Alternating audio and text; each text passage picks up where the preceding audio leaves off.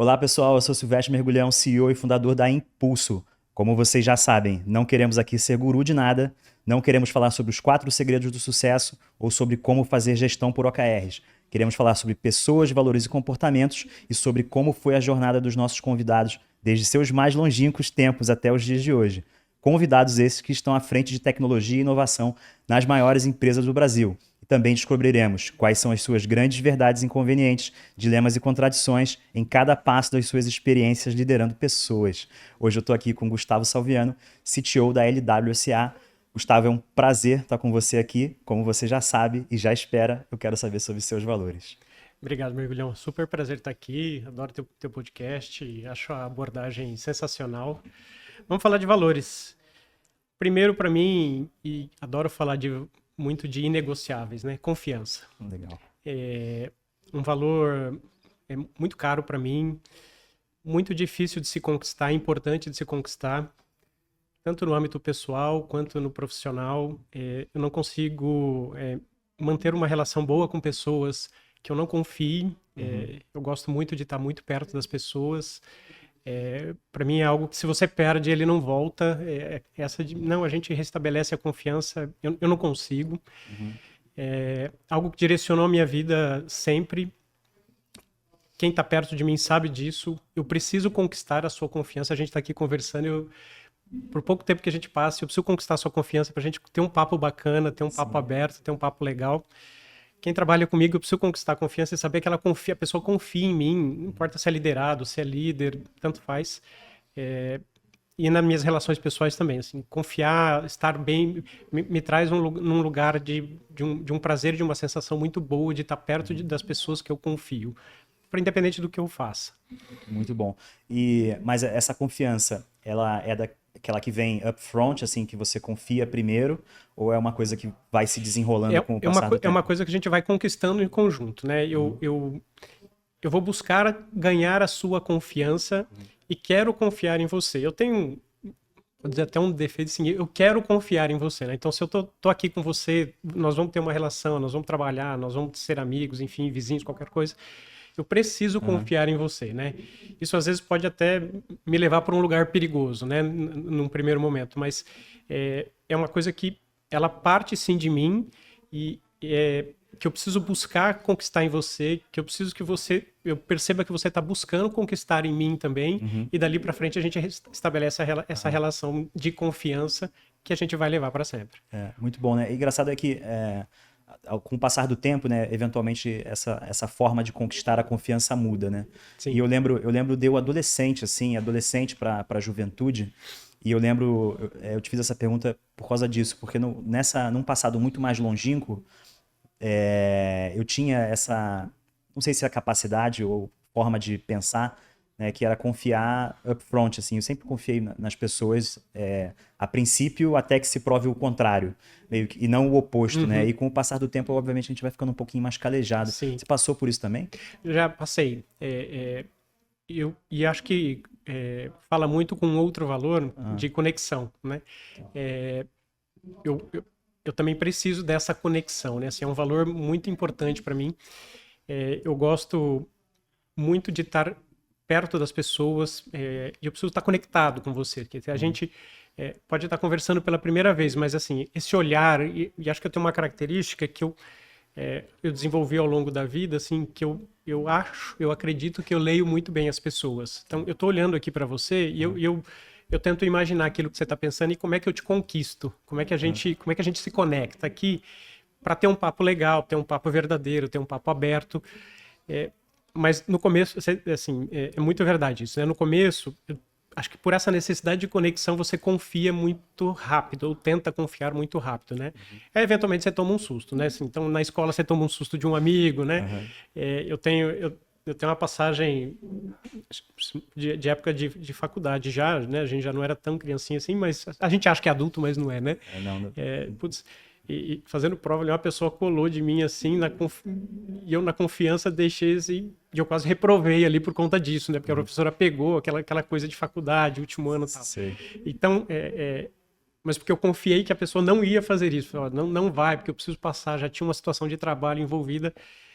não copia, não faça nada parecido com... E a pessoa fez, né? Então, é aquela confiança que você vai desenvolvendo, mas você aprende, né? Fala, não, acho que a gente pode respirar um pouquinho, né? Vamos conquistar esse caminho juntos, né?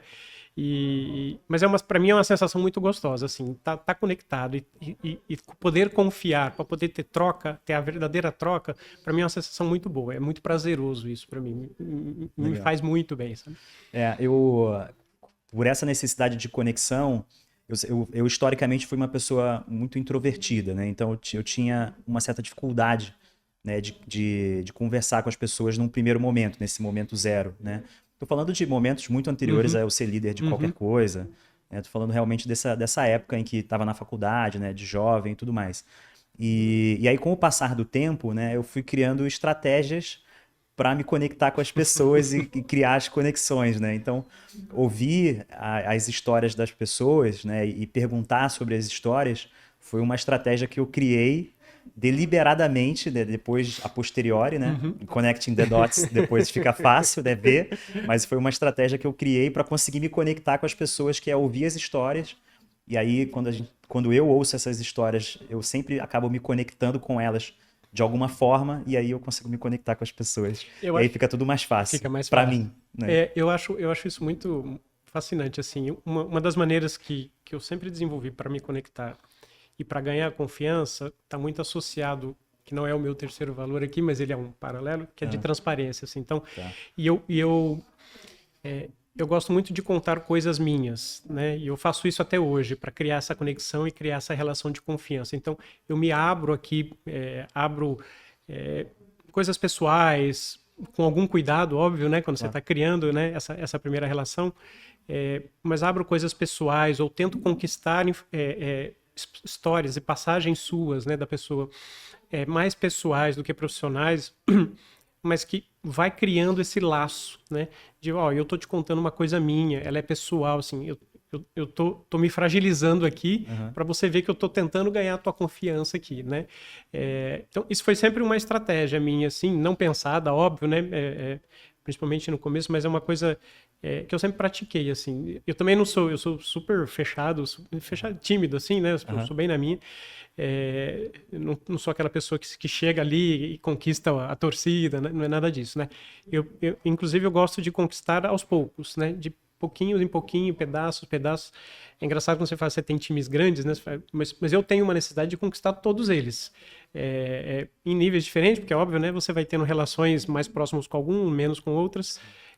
Mas para mim é muito gostoso quando eu conheço uma pessoa nova e eu conto uma coisa para ela, minha, da família, do cachorro, da casa, coisas assim, né, da vida, que você vai criando essa relação e eu tento passar essa mensagem de, eu tô te contando uma coisa minha para ver se você vem, né?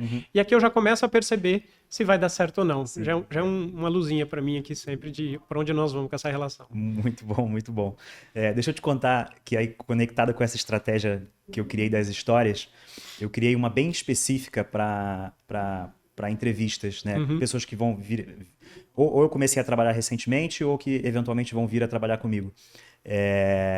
Eu peço para ela trazer uma foto mais antiga, que ela se lembre e que ela goste, né? E eu tenho uma foto também, e aí eu peço para ela contar para mim a história daquela foto e eu conto também a história da minha foto. Bacana. E aí rola essa identificação. E então foi dentro do âmbito profissional uma estratégia que eu criei para conseguir ouvir as histórias de uma maneira lúdica, assim. Você sabe que entrevista, né, é uma coisa interessante, porque normalmente nas minhas entrevistas, eu peço para as pessoas contarem um pouquinho, mas eu faço uma pergunta de propósito mais genérica. Assim, me fala de você, né? E é engraçado, porque as pessoas sempre levam para o lado profissional. Apesar dela já ter me contado o currículo, etc. E aí eu escuto, óbvio, né? Eu falo, mas eu quero saber de você. Quem é você, né? Que você faz depois, além de tudo isso, o que você faz no resto, no que sobra de hora, depois de tudo isso que você faz no seu dia de trabalho? O que você faz, com quem que você faz, por onde você faz, né? E é interessante, porque aí eu devolvo, inclusive, falo assim, e o que você quer saber de mim? Você vai trabalhar comigo, o que você quer saber de mim, né? E as pessoas têm dificuldade de fazer essa pergunta, mesmo você abrindo, né? É interessante, mas por aqui, de novo, eu meço um pouquinho de qual é a capacidade de eu me conectar e confiar nessa pessoa, apesar de ser ainda um candidato, né?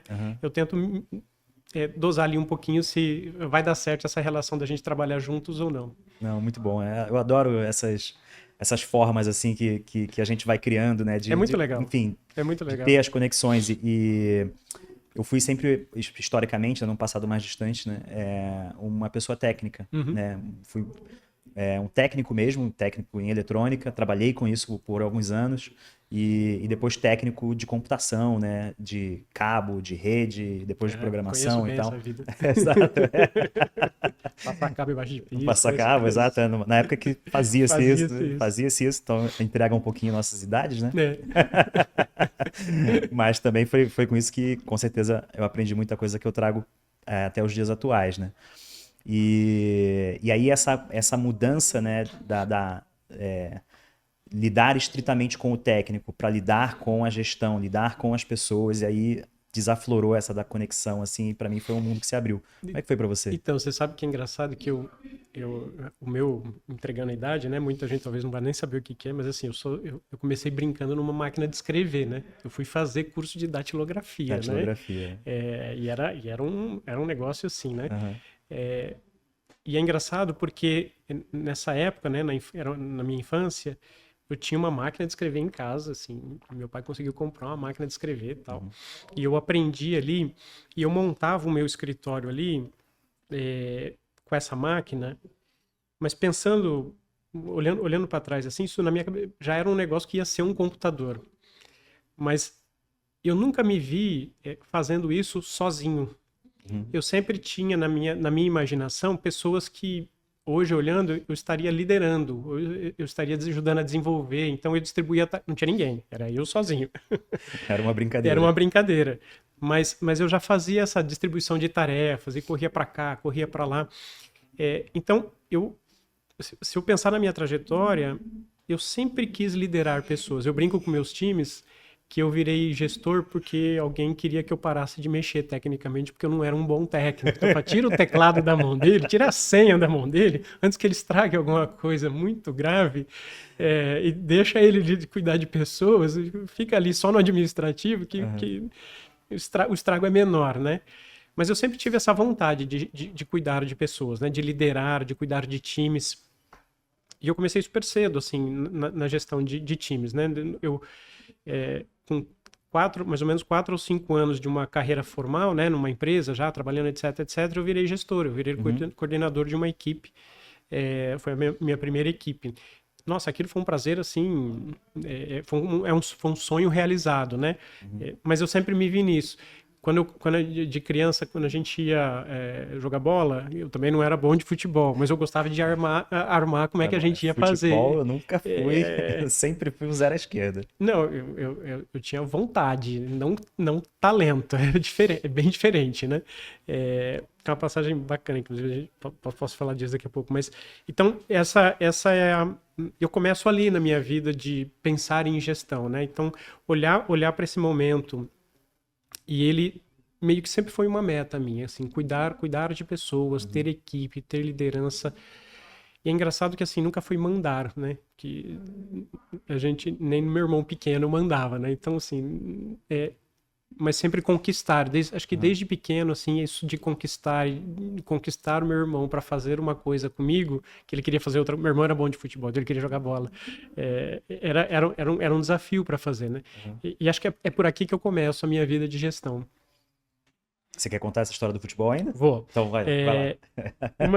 Uma das coisas que essa história, ela me guia muito de como é que eu aprendi a lidar, a trazer conhecimentos meus de fora para dentro. E é uma história, são histórias, né, de época de criança. Eu sempre quis jogar bola. Eu nunca fui bom. Então, vocês estão me vendo sentado, mas eu não tenho altura para ser zagueiro, mas eu não cabia no ataque porque eu não era bom. Então eu jogava na zaga.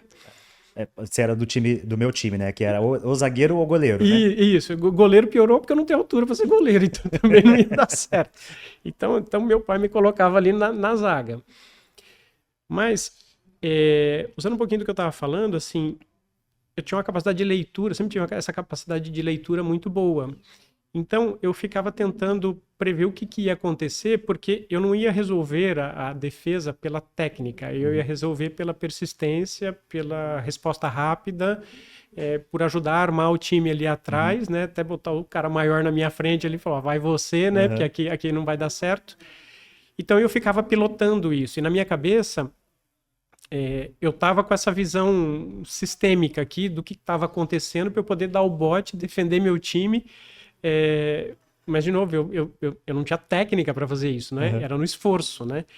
Mas, na verdade, eu tinha. Minha técnica que não era uma técnica de futebol, era uma técnica de estratégia, Aham. né? É, e eu sempre usei isso na minha carreira. Né? Esse de que eu brinquei, né? Tira o teclado dele porque ele não é um bom técnico, né? Mas olhar essa visão lateral, essa visão, tentar ter a visão estratégica, entender o que acontece, ele permeia a minha vida. Isso Uhum. acontecia no futebol, quando era moleque, acontece na faculdade, acontece na minha carreira profissional. Então, é um marco para mim, Uhum. quando eu olho para minha Muito trajetória e massa. por que deu certo, né? E por que dá certo, tem muito disso. Uhum. De eu saber compensar eventualmente falta de conhecimento em alguma coisa com o time, com a visão lateral, com os Aham. conhecimentos que eu adquiro que estão ao redor, que me ajudam a nortear as decisões que eu Uhum. tomo. Não, muito bom você conseguir olhar para trás e É muito. fazer essas conexões e perceber, né, que você sempre foi um estrategista, né? É isso, é isso, Muito é bom. isso. Aí você falou de transparência, tem mais um então, né? Tem ambição. Ah, É, e eu sempre tomo muito cuidado de falar de ambição, porque tem sempre um quê de parece uma coisa, muita gente escuta e fala uma coisa ruim, mas eu nunca tive uma ambição de ser milionário, de coordenar o mundo, ser presidente de país, nada disso, né? Essas coisas. Mas eu sempre tive, para mim é muito valoroso que você tenha que querer alguma coisa diferente sempre. vontade, né? Vontade, né? Então é a ambição de ganhar o jogo Sim. com o time. Eu Uhum. sozinho, imagina, mas não vai ser por mim, né? É, eu sempre tive a ambição de chegar em posições de liderança, que eu estava contando a minha história lá da máquina de escrever, né? Tinha uma ambição de chegar em posições. Eu nem Uhum. sabia direito o que era isso, né? Com Sim. certeza eu não sabia. Mas eu tinha essa ambição. Eu sempre tive uma ambição de liderar pessoas, né?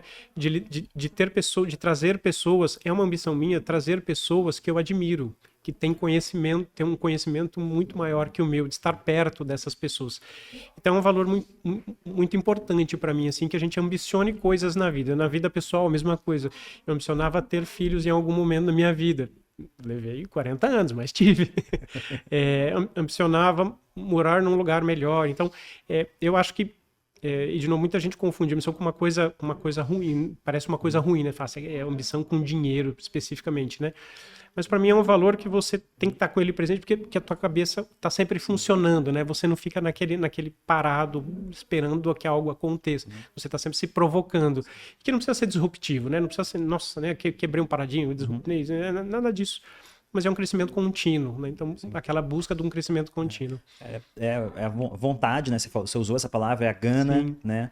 E se eu puder complementar, talvez misture um pouquinho também com evolução, né? Que é a necessidade de se desafiar e é. evoluir em alguns âmbitos, né? Você sabe que a gente teve recentemente, a gente passou por na empresa uma discussão de cultura muito bacana, assim, né? Uhum. É, e a gente foi pensar a cultura da empresa, uma das coisas que a gente falou bastante sobre inovação, né? E eu sempre tomei muito cuidado com essa palavra, porque parece que inovação também leva as pessoas a entender que elas têm que disruptar, assim, Coisas né? disruptivas, né? Coisas assim que mudem o ponteiro, assim, imediatamente, assim. E não é isso, né? Então, para mim, está muito nesse lugar assim de um contínuo. Assim. Eu, Uhum. eu, eu gosto mais de um crescimento contínuo, consistente, e que você vê a mudança e a evolução levar todo mundo, do que Uhum. um herói ali que fez uma Sim, única quebra de paradigma, uma única inovação e para por ali, sem sabe? dúvida. Na nossa vida pessoal, a gente precisa disso, e na nossa empresa, a gente precisa disso. Eu, por um período da vida, eu fiz corrida, né? Uhum, Hoje, como pode perceber, estou um pouco fora de forma, mas o importante, eu fiz uma meia maratona, né? que E, legal. e, eu, e o meu personal, né? O meu treinador, né? Que me levou aos treinos que me levaram a conseguir fazer uma meia maratona, ele, cara, ele falou, ó, não adianta querer correr uma maratona, uma meia maratona do dia pra noite. Então foi um processo, né, que no meu caso estava vindo de uma lesão no joelho, com operação e com tudo, né, demorou 2 anos, né, desse processo de recuperação para eu estar efetivamente apto a correr uma meia maratona sem me lesionar, né? De verdade, né, 1% melhorando a cada dia. No dia de correr a meia maratona, na verdade, ela já estava corrida. Eu só precisava contar o tempo do processo, porque eu ia chegar no final. Não havia Você já sabia disso, não havia né? nenhuma dúvida, né, de que eu ia chegar no final. E nas nossas empresas acho que é a mesma coisa, né? A mesma coisa. Nesse processo de melhoria contínua, se a gente melhora um pouquinho, 1% a cada dia, né, no final de um ano a gente tem uma disrupção, né, de nível, né, entre um ano depois e o processo quando começou. E eu gosto muito de que todo mundo se envolva nisso. Então, assim, estimular o time inteiro, não importa a sua posição, o que você faz, se você começou ontem, se você tem 15 anos de empresa, pouco importa. Mas estimular que cada um busque algum tipo de evolução naquilo que a gente faz no nosso dia a dia. Olha a quantidade de coisas que a gente é capaz de movimentar quando o grupo inteiro se movimenta, ao invés de o líder ir lá e determinar, vamos fazer isso, vai lá, coordena, pilota, assim, o crescimento é completamente diferente, né? A evolução, e essa evolução por time, ela é duradoura, né? A evolução por mandato, ela é complexa de você manter ela funcionando, né? Mas por time, ela é duradoura, né? Ela é muito perene, né? Depende dos heróis, né, e tal, e a gente não pode ficar à mercê de heróis, a gente precisa criar uma estrutura muito mais complexa. Isso me lembra também do Extreme Programming, né? O Extreme Programming foi uma dos métodos, né, que eu usei no começo da minha carreira. Eu tive a felicidade, né, de conhecer então, os primórdios aí do que a gente chama de desenvolvimento ágil, né?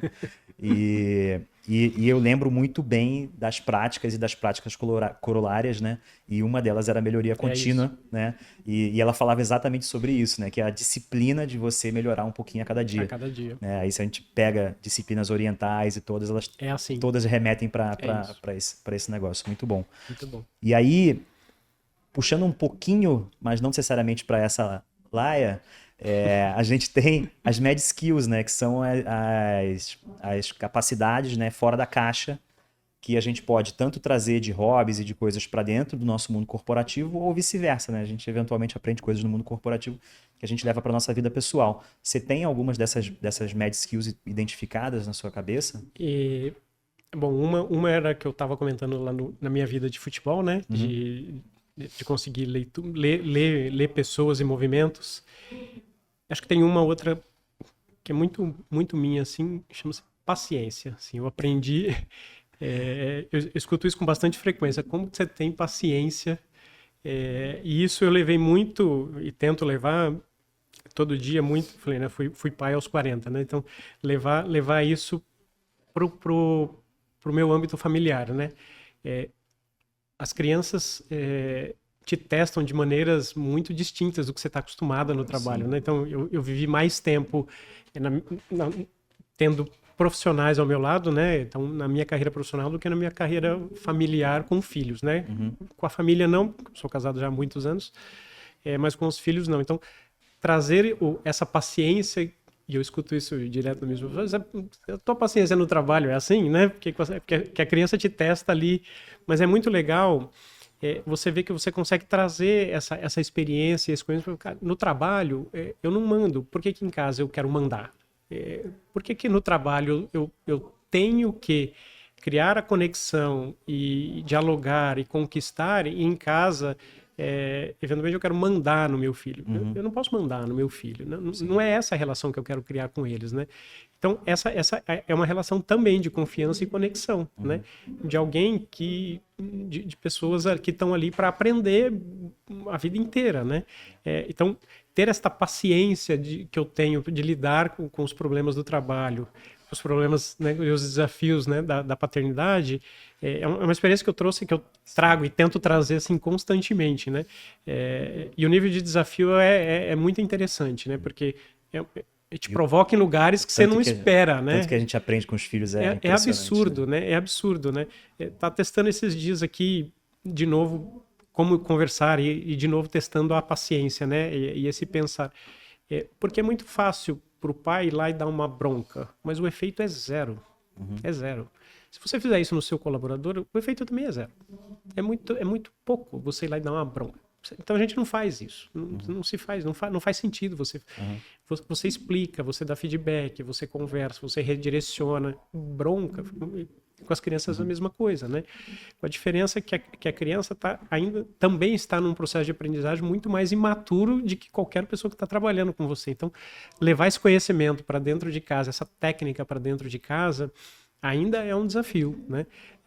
Mas é uma experiência muito bacana, assim, é algo, eu acho que é impagável, né? De novo, nesse momento de criar conexão, Sim. né? A gente tem toda hora criando conexão para que você consiga educar, ensinar e aprender. Nossa, muito bom. Achei excelente essa ideia, né, de trazer essa paciência, né, para dentro da relação com os filhos, que realmente faz muito sentido isso. Eu nunca tinha pensado por esse ponto. É muito interessante, assim, como você vê o retorno do trabalho, né? Então, são coisas muito similares, né? Se você tenta ir no old school ali, de tentar qualquer ordem, qualquer palavra, um tom de voz mais apertado, não funciona. Não funciona. A criança não aprende assim. Ela se retrai, ela se fecha, e você cria o que eu mais... dos meus valores aqui que eu não gosto, que eu perco a confiança e perco a conexão, porque ele se desconecta comigo. Porque, puxa, ele tá tomando uma bronca, ouvindo um tom de voz, assim, agressivo, e uma das pessoas que eles mais confiam. Então, os meus valores... ele precisa acreditar, né? E ele precisa. E assim, é tão instantâneo na criança, né, a volta, porque a hora que passa esse momento... Ela, papai, te amo. Você fala assim, cara, que ser humano que eu sou, né? E a gente se lembra quando passou por isso, quando a gente era criança, a gente se lembra, né? Algumas coisas a gente não esquece tão fácil. Não esquece. E você fala assim, eu graças a Deus, assim, eu tive uma criação muito boa, assim. Eu não tenho esses momentos doloridos, assim, com meus pais. E acho que muito do que eu faço hoje eu aprendi com eles na minha vivência, né? Mas... o que eu estava falando é quando você sai desse roteiro, eu quebro meus valores de confiança e conexão, porque eu mato a conexão com a criança, eu mato a confiança que eles têm comigo. Eu falo, onde eu tô levando onde é que eu tô levando essa conversa? E tá tudo errado, né? E no nosso mundo corporativo, se a gente vai dar um feedback, por exemplo, por uma atitude, por uma forma de se comportar, né? Ou seja, uma coisa que é comportamental, né? Que a gente faz, porque não está de acordo com os valores da empresa, né? Por que a gente não pode fazer a mesma coisa isso, né? dentro de casa? Né? Isso, né? Mas é engraçado você falar, aqui, né, na empresa, você vai fazer um feedback, você para, você pensa, você se prepara. Você tem que fazer a mesma coisa em casa, só que é instantâneo, né? Porque o feedback é ali na hora, é no quente ali, Exato. né? Então treina muito a gente, né? E eu acho que eu tenho aprendido muito com essa relação para fazer a volta também para a companhia, então, para o meu trabalho, né? Então essa paciência, essa forma de responder diferente, né? E buscar manter essas minhas conexões dentro da companhia, eu aprendo muito dentro de casa também. Muito bom, muito legal. E você comentou, né, que você foi um líder super jovem, né? Logo nos primeiros anos ali do seu trabalho profissional, você já se tornou um líder. E aí, o que você do presente falaria para o seu eu do passado ali naqueles primeiros momentos ali, liderando as equipes? O que você contaria para essa pessoa, né? Você próprio desse passado ali naquele momento, primeiro ano liderando pessoas. Quais seriam os segredos que hoje você sabe que naquela época você não sabia e que você acredita que fariam toda a diferença? Olha, Mergulhão, tem uma assim que é muito cara para mim, e acho que até hoje, assim, eu me cuido muito para não cair nesse lugar. Mas quando eu virei líder, eu achava que eu tinha a obrigação de saber tudo. E essa daí eu também caí nessa aí. Então, assim, eu virei líder oriundo de uma equipe que eu trabalhava junto a 30 segundos antes do chefe chegar lá e me promover, né? E a hora que eu sentei na cadeira de líder, parece que toda a ajuda que eu pedia com muita frequência, né, eu sou de uma época que você fazia desenvolvimentos, instalações, configurações, o que quer que fosse, passava a cabo. com um manualzinho debaixo do braço no máximo, né? Porque você não tinha internet à vontade, não tinha smartphone para procurar. Era na raça, Qual é né? a posição dos cabos para grimpar aqui? Então, e se não deu Anotado certo, no papel de pão. Isso, né? É isso, né? E as colinhas tudo ali na mochilinha, né? Que era o que você tinha. Então, a gente aprendeu a se virar muito sozinho, né? Nessa época não tinha jeito, você não tinha apoio, né? Você não tinha onde pesquisar coisas, né? Você tinha os colegas para perguntar, os mais experientes. A hora que eu viro líder, parece que eu ganhei uma obrigação de saber tudo. Então, no começo, essa conversa, ela sumiu. E aí, eles me traziam problemas e eu achava que eu tinha a obrigação de ter uma solução de imediato. Cara, eu acabei de sentar na cadeira. Eu estou tentando descobrir como é que eu fui parar ali ainda e o que eu tenho para fazer de diferente, né? E esse é um perigo até hoje. Em casa, minha esposa brinca muito, ela fala que isso é um comportamento masculino, né? Mas de não perguntar quando você erra o caminho, né? Você não sabe, eu estou aqui no shopping, é para direita ou para esquerda? Aí você vai, cara, tem alguém ali para perguntar? Pergunta, né? Eu brinco que a gente faço isso até hoje, né? Mas para mim, algo que eu jamais faria é achar que eu sei tudo, né? Com certeza eu tomei muita decisão errada no começo, achando que aquilo que eu nunca soube, eu passei a saber só porque eu mudei de posição. E agora eu tinha que dar uma resposta para aquele grupo que esperava uma resposta, que sempre colaborou comigo. Eu não tinha problema nenhum de colaboração com esse grupo que trabalhava comigo, né? Muito bom esse exemplo, inclusive pela posição, exatamente esses detalhes que você está contando, né? E eu comentei, assim, eu passei por isso também, né? E eu acho que até no âmbito pessoal, né? Não numa questão, talvez nessa questão também do carro, mas não. Tava tentando lembrar de um exemplo aqui, mas não veio. Mas eu lembro, cara. Se eu não tenho a resposta, eu invento uma resposta. Por que a gente faz isso? Não faz nenhum sentido isso. Por que a gente faz isso? Não sei, acho que a gente quer mostrar para o nosso próprio ego. Você não pode errar, né? Você não, é uma coisa... é um negócio, parece que não quer, é um medo de se expor, né? Sim. Mas quem... Ainda mais, eu falo, no passado, né? Quando eu comecei, que você não tinha acesso fácil à informação, né? Cara, qual o problema de você errar, de você não sei, você sabe, porque muitas vezes a pessoa sabe, ela só quer o teu liderato só quer um aval ali, ele sabe o que quer fazer, mas ele está inseguro. O máximo que ele precisava era de uma retaguarda, e aí você quer debater uma coisa que você não sabe. Cara, por que a gente faz isso? Bastava perguntar, então, o que você acha? O que você acha? É tão fácil, né? E hoje eu pratico muito isso, né? Tomar o cuidado de não dar logo uma resposta, porque eu sempre brinco, eu sou o último, dentro dos meus times, eu sou o último a dar minha opinião, porque não é o sigo líder aqui, né? Eu quero ouvir todo mundo, né? Assim, com certeza aqui tem muito mais conhecimento do que eu sozinho, né? Mas por que a gente inventa uma resposta na hora que não sabe? É impressionante, né? Então, quem tá ouvindo esse podcast, então fica com isso em mente. Isso, assim, não faça isso. Não precisa cair. Não trabalhe a arrumar depois. Não precisa cair nesses mesmos erros que a gente já passou. Uma pergunta. Então, já deu para perceber, né, o quanto você tem, né, de autenticidade, né, e que você vem carregando, né, durante toda essa história, né, de liderança. Como equilibrar, né, essa necessidade de ser autêntico da forma como você se demonstra, né, em relação às expectativas que as pessoas têm sobre você nesse papel, né? Ao mesmo tempo que a gente diz, pô, se você não sabe, diz que não sabe, muitas pessoas podem ter a expectativa de que querem saber de você a resposta. E aí você fica sendo o portador de, né? Essa aqui eu não tenho, você que vai ter que me trazer. Como fazer essa relação funcionar? Então, você sabe que isso é um processo de construção, né, de como você lidera, para mim, né, de como você lidera seu time, né? Então, e a gente sempre, os líderes, né, em qualquer nível, você sempre tem um dilema, né, de quanto de informação você pode dar de determinado assunto. Sim, tem a ver, né? com transparência. Tem a ver com transparência, né? Então, eu sou muito transparente em dizer o que eu não posso dizer. Nós vamos comprar uma empresa? Não posso responder. Nós vamos nós vamos lançar um produto? Agora eu não posso responder. Mas dependendo mesmo esse tipo de assunto, eu tento ser o mais transparente possível, dizendo que eu vou até onde eu vou, com a transparência, porque é o que o sigilo me permite dizer, né?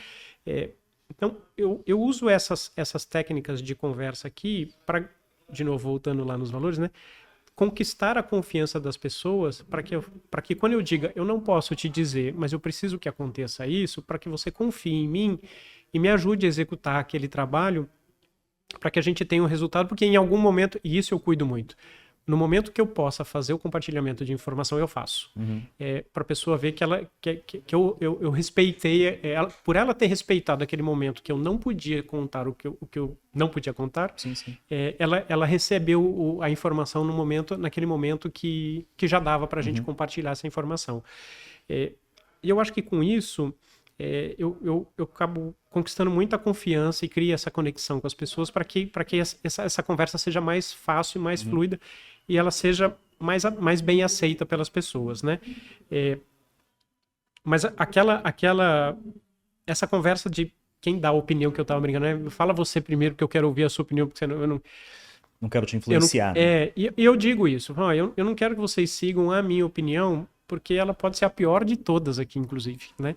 Eu quero ouvir vocês e não quero que vocês concordem com a minha opinião. Não tem muito tempo, eu estava num papo com algumas pessoas do time.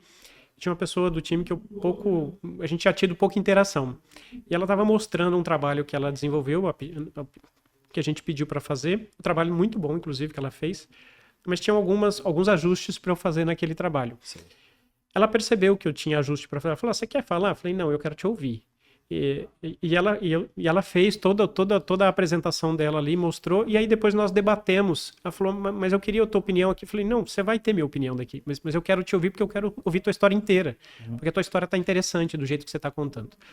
E aí, é engraçado que a hora que ela terminou, as minhas opiniões do começo, elas mudaram, porque aí eu entendi o contexto todo que ela estava tentando mostrar, e aí algumas coisas passaram a fazer sentido, e era mais um ajuste de história do que de conteúdo. Eu recebi um feedback muito legal dela. Ela falou, olha, é uma das primeiras vezes que eu tenho um diretor que para me escutar e escutou o que eu falei. Você não estava aqui só engolindo informação e esperando a hora de falar que o meu trabalho estava ruim. Então, essa escuta funcionou muito bem. E acho que sempre eu dizer o que eu estou pensando de... eu quero te ouvir. Eu sei que você quer a minha opinião, você vai tê-la, mas fica tranquilo, confia no que você está dizendo e no que do que você preparou, porque eu tô muito interessado em te ouvir, de novo, criar essa conexão e essa confiança, que aí a gente consegue trocar e eventualmente ela de novo, a sua opinião, a minha opinião vai mudar, porque aí eu entendi o que você fez. Mas é complicado, porque muitas vezes o time tá querendo um respaldo ali E quando você percebe que o time tá com uma dificuldade de ter uma opinião, acho que aí é a hora que você entra, né? Entra com a sua opinião, mas de novo eu gosto de entrar dizendo, gente, nós estamos meio perdidos aqui no assunto, né? Deixa eu tentar dar alguma diretriz aqui e vamos ver se a gente sai do outro lado, né? Eu continuo brincando, falo, eu sou o menos técnico daqui, lembra que vocês tiraram o meu teclado, né? Então eu sou o menos técnico, vamos lá, mas cuidado com o que eu digo, não assuma que é uma verdade universal. Muito bom, excelente, adorei. E dado todo esse tempo, né, de trabalho, é possível que você tenha tido mentores durante a sua carreira, mentores esses que podem ser explícitos, ou seja, alguém que realmente foi um mentor ou foi um chefe com o qual você trabalhou, né? E às vezes mentores que não sabem nem que você existe, né? Você assistiu uma palestra ou bateu um papo num evento, você ficou com aquela informação ali e depois aquilo acaba impactando a sua carreira e o resto da sua vida. O que você tem para contar pra gente sobre esses mentores que passaram pela sua vida? Eu tive alguns chefes ou pares ou colegas de trabalho assim. É engraçado que você fica com esses momentos na cabeça, né? Quando você tenta lembrar, sim, você lembra até da cena, assim, né? Onde você tava, né? É muito interessante isso, né? É porque ele te marca mesmo, né? Pode parecer um clichêzão, mas aquele uma das vezes, cara, tá errado, para. Você sabe que tá errado. Eu sempre tive muito comigo, assim, quando eu tô fazendo algum trabalho, ou desenvolvendo qualquer raciocínio, chega um momento que você sabe, pelo menos eu sei, isso aqui não tá dando certo. E a gente, como ser humano, às vezes teima, né? Muito, né? Pra parar, né? A dificuldade entre o que é resiliência, o que é teimosia, sabe? Né? Assim, né? Insistência com erro. E eu lembro da cena, assim, de um gestor, não era meu gestor direto, inclusive, mas uma pessoa muito experiente, ele falou, cara, tá errado isso que você tá fazendo. Você sabe, a frase foi, você sabe que tá errado. Para. E aquilo me marcou de um jeito. E eu lembrei, quando ele fez isso, eu lembrei de uma mais antiga ainda na mesma linha. Você vê como a gente erra consistentemente, Não, né? eu tô conectando isso aí que você tá falando com aquele CEO do passado lá, É, da história é, que você acabou de contar e, aqui, que... e olha, essa aqui é de época de faculdade. É, só para contextualizar, né? Minha época de faculdade ali, link de internet era um negócio raríssimo de você ter, assim, né? E a gente tava na faculdade, eu desenvolvi um trabalho de iniciação científica de ensino à distância. Uhum. Num link, para quem é de infra, num link de 64K. Cá. Assim, qual era a chance de dar certo? Né? Programando em Java, sem, sei lá, sem nada, né? Tô falando aqui de 1900 para ninguém, 1998, 1999. A chance de dar certo era nenhuma, né? De você ter uma experiência de ensino à distância, que a gente desenhou uma pessoa copiando imagem de algum lugar, sei lá o que é, de um livro, coisas assim, e fazer esse ensino à distância entre duas unidades da faculdade. Não deu certo, mas era o meu trabalho de final de curso. E eu recebi uma bolsa para fazer isso. E a gente foi para apresentar esse trabalho de final de curso para a banca, onde um dos professores era o orientador. Os outros lá eram três professores na banca, 2 moeram o trabalho. A gente apresentou eles moeram o trabalho. E o nosso orientador, ele tem um cara muito, muito bom. Admiro ele demais, assim.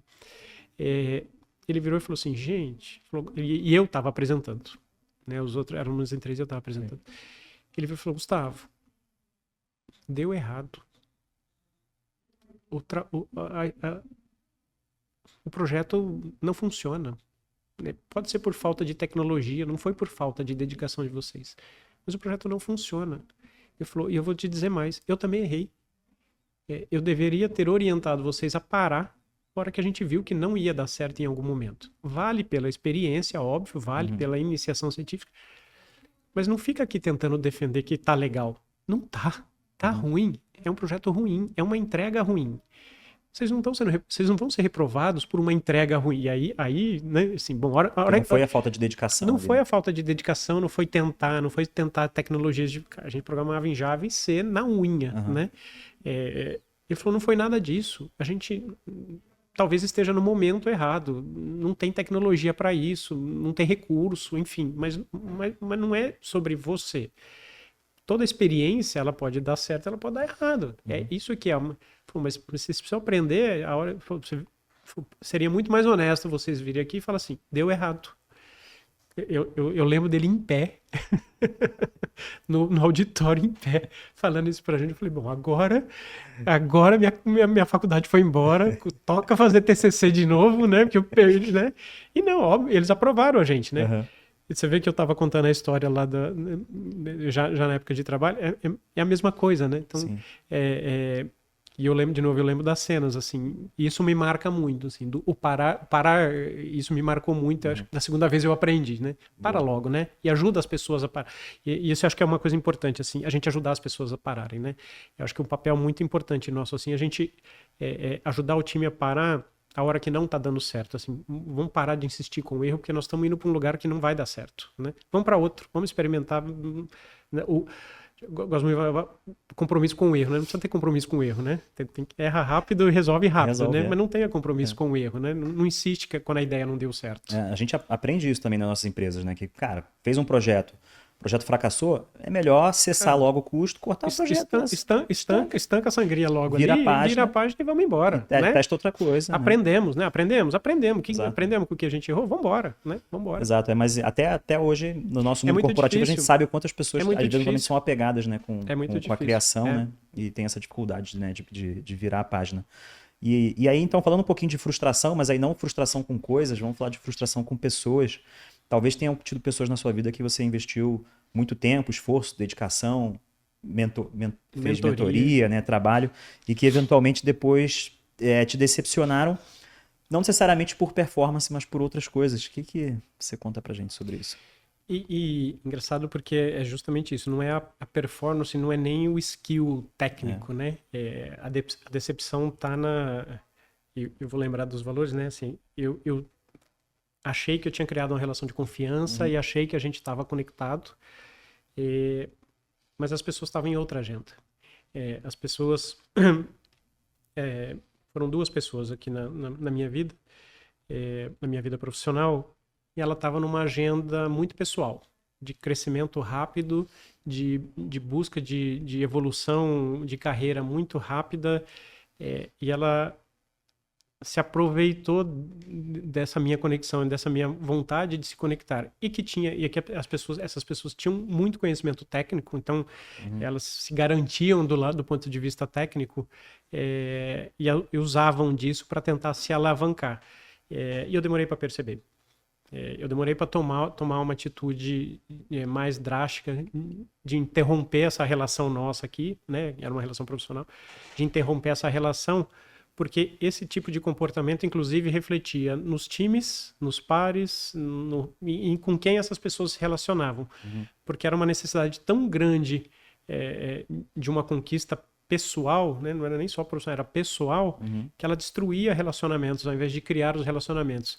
E eu tentando recriar essas pontes para essas pessoas, não, vai dar certo, não, vai dar certo, não, não vai por aqui então, não fala isso, chega no ponto e fala, ó, não fala isso, eu falo, tem uma hora que você fala, eu estou orientando o que falar, tem alguma coisa errada. Tem alguma coisa muito errada. Não é possível, né? E foi num conjunto de pessoas, não foi? Foram duas pessoas no mesmo momento. Não, em momentos distintos. Em momentos distintos, momentos distintos. Em empresas distintas, inclusive.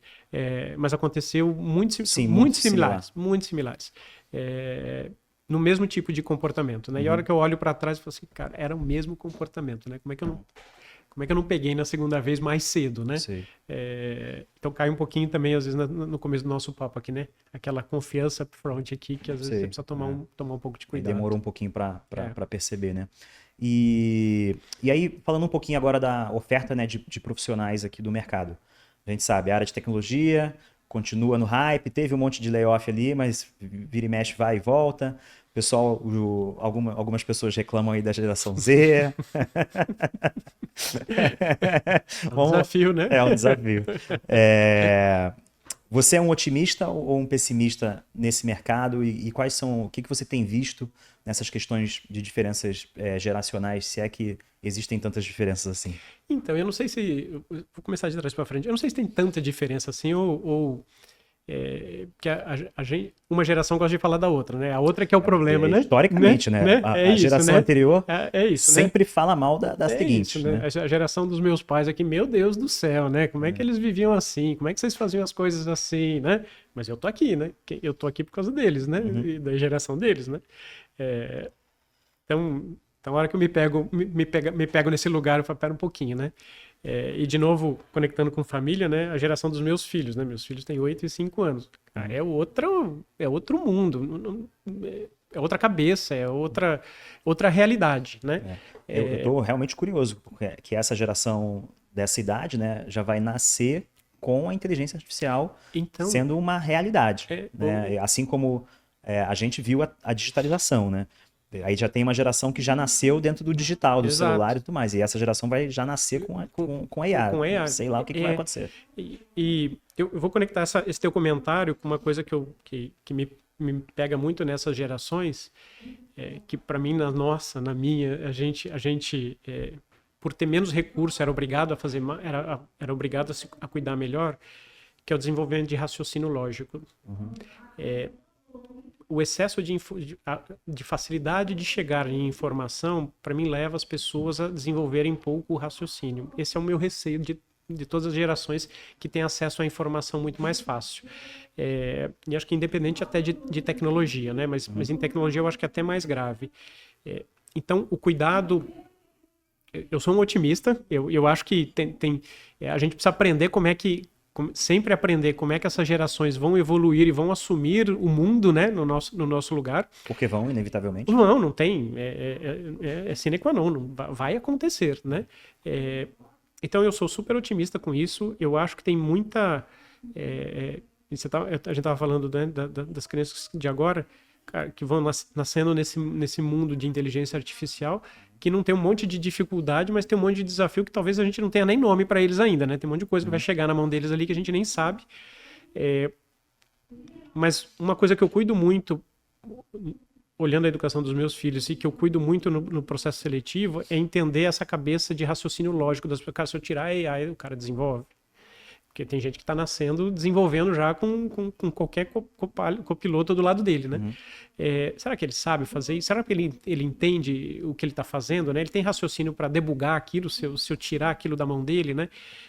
Então, esse é um pouco da minha preocupação com o que vem, com as gerações que estão vindo, ou as que estão aí, desse conhecimento mais intrínseco das coisas, e não só do resultado final, com algum assistente ali suportando, né? Se souber usar bem isso, acho que desenvolve muito, os assistentes desenvolve muito melhor, muito mais fácil, muito mais rápido. Mas se perder o raciocínio do que está por trás dali, eu me preocupo um pouco, e acho que a gente tem um ponto de atenção aqui. É um desafio, assim, eu acho que a humanidade, né, e a educação vai encontrar uma forma de fazer isso, eu só não sei ainda qual é. Não sei qual é. Né? Quando eu estudei eletrônica, né, no meu segundo grau, eu fiz o segundo grau técnico em eletrônica, e eu cheguei a trabalhar efetivamente, né, consertando circuitos eletrônicos em equipamentos. Então, naquela época, né, ao trabalhar profissionalmente com isso, eu tive que desenvolver, né, um raciocínio lógico muito grande, porque senão você não encontra os defeitos. Você não acha. Né? Você queima um chip, na minha época nem tinha tanto chip assim, mas queima um chip, queima um transistor, queima um resistor ou qualquer coisa dessa no meio de um circuito, você não desenvolve um raciocínio lógico para saber como você pesquisa aquilo dentro de um circuito. Como é que você procura aquilo? Como é que ali, você né? procura? Você abre aquele negócio e aí, né? Ferrou, né? Ferrou. E esse conceito, né, da busca binária, né, que é basicamente esse principal desenvolvimento que eu tive nessa época, depois eu levei tudo para programação, né? Que é assim, o problema tá onde? Tá antes ou depois daqui? Ah, beleza, tá depois. Ah, então agora. Nesse depois, tá antes ou depois daqui? Você tinha que criar pontos de controles lógicos para você poder ir quebrando ali, né? E ir debugando onde estava o quê, enfim. Então, hoje o ferramental deixa isso muito mais fácil. O meu receio é o fato de ser mais fácil. A hora que o ferramental não conseguir resolver, e aí? E aí? Sabe sair do outro lado, né? E eu já me deparei com times que não sabem, né? Você senta numa sala para fazer o debug de alguma coisa ali que está dando problema, e tá todo mundo olhando para uma tela assim. Ninguém sabe por onde começa. E eu falo, gente, o que vocês estão pensando? Por onde vocês estão olhando? E aí um olha para o outro e fala, meu Deus, né? Então, minha preocupação está um pouco por aí. Muito bom. E aí, uma dor, né, dos CTOs, né, tem a ver com dialogar com a alta direção, né, que a gente acaba sendo, como CTO, uma ponte, né, entre a equipe técnica e a alta direção, né, sendo que com a nossa equipe técnica a gente precisa ter um direcionamento mais técnico, né, e com a nossa alta direção a gente precisa ter um direcionamento de negócios, né, então a gente acaba sendo um proxy ali, né. Como é que defende as iniciativas de cima para baixo e de baixo para cima, sabendo que muitas vezes você tem que priorizar o técnico, mas muitas vezes você também tem que priorizar, né, os aspectos comerciais e de negócios, né? E eu não separo muito pelo lado da priorização, porque eu acho que as duas, meu desafio é unir as duas coisas, né? Eu gosto muito de levar o desafio estratégico para o time técnico e um pouco do desafio técnico para o time estratégico, né? Legal.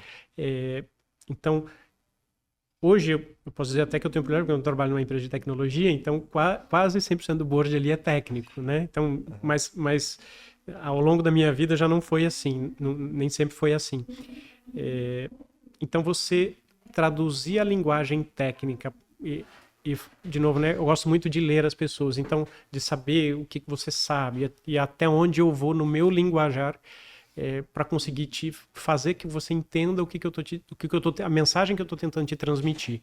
Então, buscar essa tradução para o nível estratégico sempre foi um desafio muito bacana para mim. Eu adoro fazer isso, né? E levar para o time técnico um pouco do estratégico, conectando com o nosso papo anterior aqui, até onde eu posso ir, né?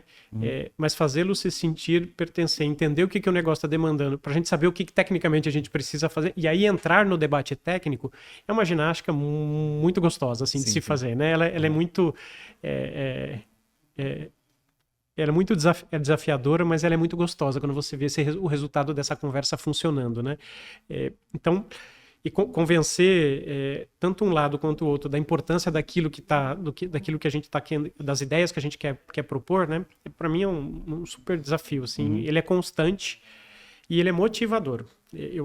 Muitas vezes eu pego, principalmente o time técnico aqui, na reclamação do, pô, mas o board não entendeu, não sei o que, a diretoria... Ah, a diretoria tá aqui, tá? Eu também sou, então nós... pode reclamar, não tem problema nenhum, mas um pedaço dela tá aqui. Pô, vamos entender o que a diretoria não entendeu, que me ajuda, né? Uhum. E eu gosto de fazer a construção da argumentação com eles, né? Uhum. É muito legal de a gente... Cara, como é que nós vamos convencer a companhia aqui de que isso é uma ideia legal, é algo que a gente precisa fazer... precisa ser feito, vamos fazer e por onde nós vamos fazer. É muito legal essa conversa aqui. Como que isso pode impactar nos resultados da companhia, que provavelmente talvez seja parte do que o time técnico tem mais dificuldade em enxergar. É isso, mas fazer essa ponte. Contar para eles o que a empresa está medindo, né? Eu gosto muito de contar indicadores financeiros que a empresa está medindo, indicadores de qualidade que a empresa está medindo, né? Sim. A gente faz dinâmicas disso para que eles entendam por onde a empresa cresce, né? O que a gente olha para a empresa crescer e onde o trabalho dele resultou alimentando aquele indicador ali de crescimento, né? Então torna um pouco mais palpável, né? Aquilo que a gente está fazendo ali na casinha, né? Tem que tangibilizar, né? Às vezes a empresa tem vários processos, né? Que são importantes exatamente para ter métrica, para poder dizer se a gente está melhor ou pior, né? E isso precisa ser entendido, né? Entre todos os entes da companhia. Então eu entendo perfeitamente, é sempre um desafio isso. É um desafio, mas é um desafio gostoso. De novo, eu gosto muito de buscar essa tradução de lá para cá e daqui para lá, porque você vê o trabalho, de novo, é um trabalho de transparência da informação que a gente tem que levar e você vê as pessoas se conectando. Porque a hora que você vê o olhinho ali do... Ah, entendi, sabe? O entendi é muito legal. O entendi é muito bom. E agora, gente? Chegou a hora. Pergunta potencialmente canceladora. Me conta aí um pouquinho do que você quer falar que é potencialmente cancelador e vamos debater sobre isso. Bom, vamos lá. Temos tempo. Temos tempo?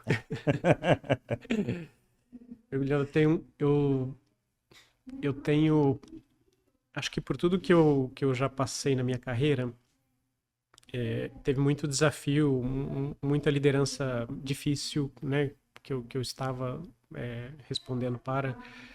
Muito projeto complexo.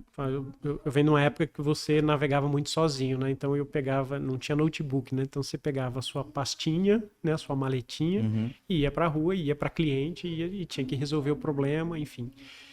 Então eu lidei com... gestões muito pouco ortodoxas, assim, né?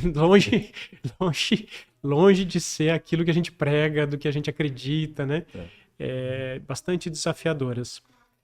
E eu tenho e é um problema meu, né? Assim, eu tenho um problema muito sério com hoje, né? Que a gente chama de crises de burnout. Ah, tá. Não que eu não acredite em terapia, não acredito em depressão, eu acredito, tenho caso em família... Nunca precisei, eu particularmente nunca precisei tratar. Mas quando aparecem casos de burnout, assim, não só na minha equipe, mas na minha empresa, enfim, eu tenho uma dificuldade de lidar com isso muito grande, né? Não me orgulho disso, tá? Mas eu tenho uma dificuldade grande de lidar com isso, porque pelo que eu passei, pelo que eu já sofri no trabalho, eu acho que as pessoas conseguem encontrar meios de escapar disso, né?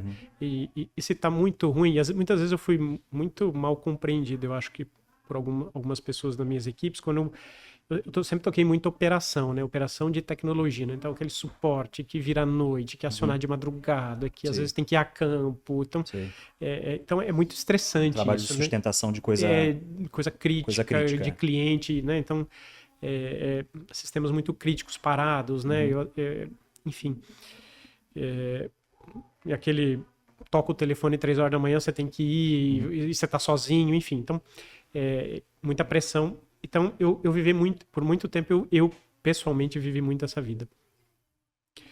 E eu sempre procurei falar principalmente pro pessoal de operação, assim, ó, se não gosta dessa vida, gente... vai embora. Porque, assim, melhor ter outra vida. Vai ter outra vida. Porque se você não for feliz... eu não sou feliz quando alguém me liga 3 horas da manhã. Eu não sou feliz com isso. Mas eu sou feliz por resolver aquele problema que alguém me ligou às 3 horas da manhã para resolver. Eu fico feliz com isso. Me satisfaz. Então, se você não é feliz fazendo isso, vai embora. porque você está no lugar errado, porque não vai mudar. Alguém vai te ligar no seu plantão às 3. Em algum momento. Isso vai acontecer. É inerente à tecnologia falhar, né? Ela falha. Então, quando alguém entra em crise de burnout, fala, cara, vai embora antes disso acontecer. Será que o que está errado não é essa falta de alinhamento, né? Entre desejo e... Interrompe, porque você está indo, você pessoalmente está indo por um caminho, mas o chefe pressiona, não sei o quê, o resultado, etc, etc.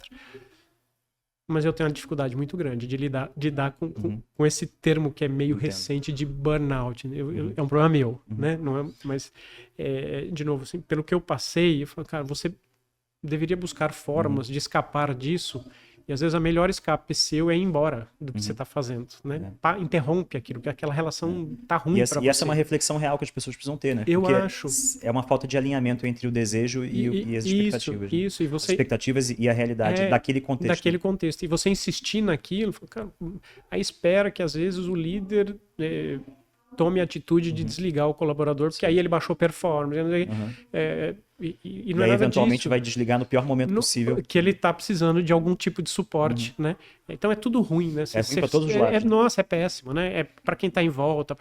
Então, eu acho que, de novo, você deixar chegar numa situação dessa, vai falar, tô com fulano de tal, tá com burnout, fala, cara, assim, precisa parar antes, né? Precisa ter, então, eu tenho um problema com isso, assim. De novo, ele excelente, é meu. Adorei. Salviano, quem você acha brilhante que tem que vir aqui bater esse papo comigo? Guilherme, tem algumas pessoas que eu adoraria, assim, adoro e admiro e acho que fazem muito sentido bater esse papo. Eu vou te citar um aqui, Guilherme Barreiro. Nós trabalhamos juntos lá na Local Web há algum tempo, ele já saiu, um cara brilhante, uma visão de negócio tecnológica, evolutiva, muito legal, muito bacana, super animado, bem-humorado, assim, pra frente, empolgado. Boa. Eu acho que é um cara bom pra bater um papo. Boa. Vou adorar conversar com você. Seu momento jabá, fala aí um pouquinho do momento de LWSA. A gente está num momento muito bacana como companhia. Eu comentei, acho que aqui, que a gente fez um trabalho de cultura aqui muito legal para dar corpo àquilo que é a LWSA. A LWSA é uma empresa que surgiu como Local Web, né? Uma das primeiras empresas brasileiras, genuinamente brasileiras de tecnologia, né? Sim, com serviço, né? O bom e velho serviço de hosting, né? De data center, né? De e-mail, né? Que a gente tem até hoje, sim, inclusive, né? Muito bom. E que foi tão importante para o país, assim, para o desenvolvimento tecnológico do país, né? Assim, uma referência, né? De avanço tecnológico, de trazer tecnologia para o Brasil, de acreditar no Brasil, né? Como um país que você potencialmente pode investir em tecnologia. Hoje somos uma empresa listada, inclusive, né? Já tem, né? Desde 2020. A gente foi para o rumo fomos para commerce também. Então, hoje nós somos um ecossistema que continuamos fazendo isso muito, muito bem, inclusive, mas um ecossistema de e-commerce com soluções financeiras, com soluções de gestão empresarial, e que também atendemos e-commerce para segmento enterprise, num contexto de ecossistema muito bem arranjado. E um momento muito bom sempre de carreira, adoro o que eu faço, curto o que eu faço, com quem eu faço. Bom, eu falei de confiança e conexão, eu tenho que curtir com quem eu faço aqui, senão não dá certo, né? Mas muito legal do que a gente faz, dos desafios que eu tenho, duas crianças ali para aprender com eles ali por muito tempo. Uma esposa que está comigo desde 2001, casados, então tem uma história de conexão e confiança aqui muito longa, mas muito bem. Muito bom, cara. Adorei, né? E como todo mundo aqui já sabe, a Impulso é uma People Tech que tem a Local Web como cliente há mais de 10 anos, gente. Então, assim, não vou nem dizer, não tem que precisar mais fazer jabá aqui, que hoje foi maravilhoso poder estar com você aqui. Muito obrigado mesmo. Prazerzaço. Deixa eu só comentar mais duas coisas. A Impulso trouxe para o Brasil o livro Sentir e Responder, que eu gosto de comentar que seria o livro que todo gestor deveria ter lido antes da pandemia começar, mas continua válido depois da pandemia, então fica aí, tá na Amazon, tá em todas as livrarias. E eu também não posso deixar de mencionar do Projeto Rio Memórias, um projeto que a Impulso apoia, né? A Impulso é uma empresa carioca, e O Projeto Rio Memórias é um museu virtual sobre a história do Rio de Janeiro, que muitas vezes se confunde com a história do Brasil, né? E dentro desse projeto, a parte que eu mais gosto é o podcast. Então tem o podcast Rio Memórias nas plataformas digitais. E lá, cada episódio é uma baita aula de história sobre algum dos episódios da história do Brasil e do Rio de Janeiro. Feito com curadoria, com historiadores profissionais, com narração. É um negócio espetacular, recomendo muito dar uma olhada. Eu admiro muito esse tipo de iniciativa de trabalho, porque cuidar da memória do país, assim, a gente, quando você vai para fora, você vê muito disso, né? Os países, Estados Unidos, Europa, cuidando das suas memórias, né? Sim. E a gente tem muita carência, eu acho que disso, né? Então, todo projeto que traz história, traz memória, assim, eu sou um apaixonado de história, adoro ler, ver, escutar, né? Presenciar. Estão de parabéns, assim, Sim, muito projeto incrível, projeto dá orgulho mesmo, né? E também não esquecendo da Vanguarda, né? Comunidade para líderes de tecnologia. Muito bom. Cara, foi incrível esse papo. Muito obrigado, foi viu? muito bom.